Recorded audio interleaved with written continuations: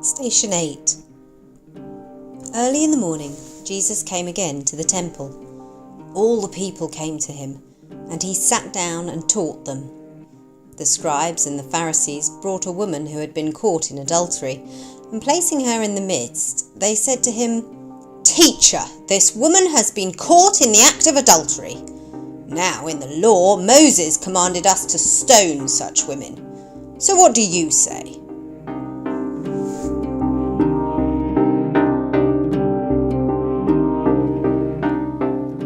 I didn't mean things to go that far, to get that out of hand.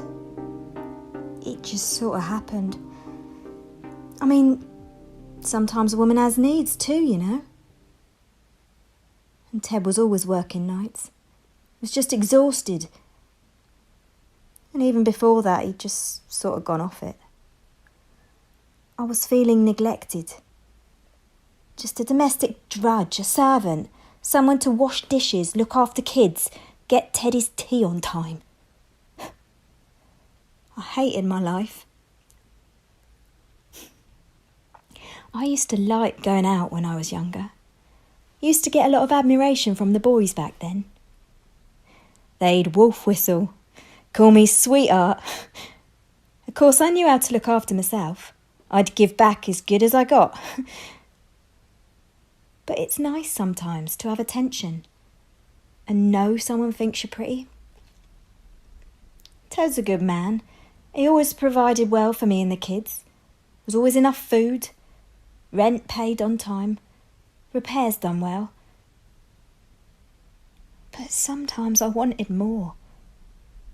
And when Terry came along, I was sort of bowled over. He was my dad's accountant and a rabbi. A bit older than me, but really handsome. He looked a bit like Johnny Depp. He'd give me advice about my hairdressing business, how to maximise profits, get more customers, that sort of thing. He always bought me flowers. "Beautiful flowers for a beautiful lady," he'd say. And I'd laugh. But sometimes he'd look me deeply in the eyes, and I knew what he wanted. Knew what I wanted too. I wanted something of the old days, the old me. Before all this safe conformity and motherhood came along, I was safe with Ted, could go on living with him until they finally buried me at the age of 90 in sheer boredom. But with Terry, I could feel the fires, sense the passion.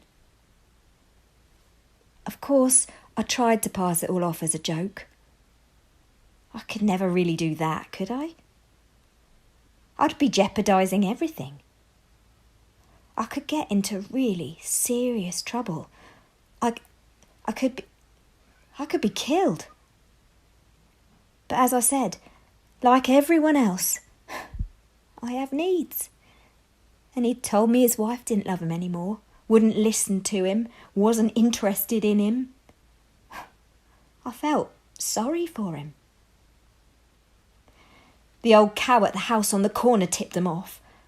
Ted was away on a business trip and she'd been watching through her lace curtains. Rough hands grabbed me. There were loads of them, dressed in black with blank, pious faces. And it was me they accused, never mind the man. Where was he in all of this? Oh, I'll tell you where he was.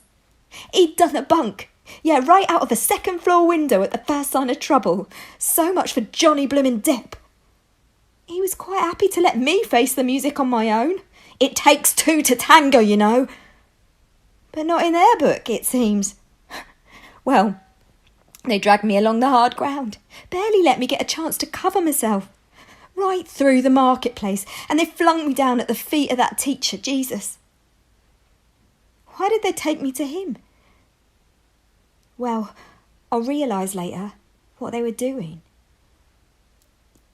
You see, according to the law, I had committed a capital offence. For what I had done, they could stone me. And you could see that was what they wanted to do.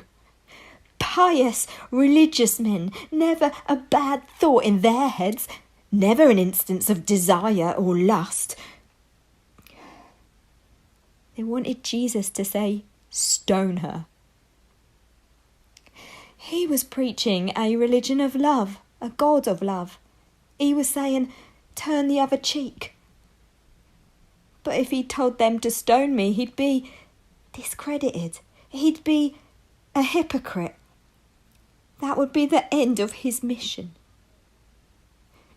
But if he told them to let me go, then they could say he was a dangerous heretic who didn't obey the law of Moses. Again he'd be discredited and liable to be stoned himself. They thought they had him trapped. But he was far too clever. He knew what they were really up to, what they were thinking. So what did he do? He wrote in the sand. That's right, just wrote in the sand. And he wrote weird things. Single words. Blasphemy, lust, sloth, covetousness, fornication, desire, lying, theft, gossip, slander, and worse. And then he looked at them with those piercing eyes of his, eyes like X-rays, and the men just sort of melted. And then I suddenly understood. When he wrote those things on the sand, he forced them to look at themselves. I mean, really look inside at their own hearts. And when they did, all of them realised that they should be kneeling in the sand where I was, surrounded by their jeering faces. Some of the stuff they'd done was far, far worse than anything I'd ever done. All they wanted to do then was to get far away and hide. He looked at them and said, "The man standing here who's never sinned is welcome to throw the first stone."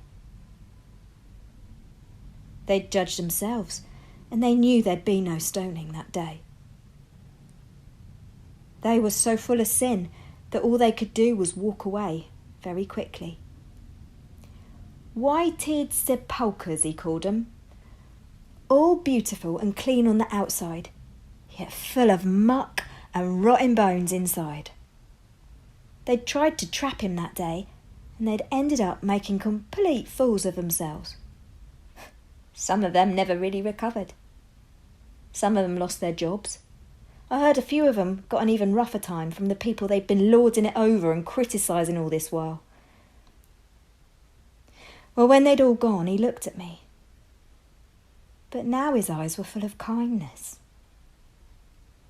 He helped me to my feet and helped me rearrange my tunic. "You've been a silly girl," he said sternly. And then he added, "But where are all these important religious leaders who are so anxious to stone you? Where have they gone? Is there no one here to condemn you?" "No, Lord," I replied. "There's no one." "Well then," he said, "I don't condemn you either. Go and don't do it again." What did I do?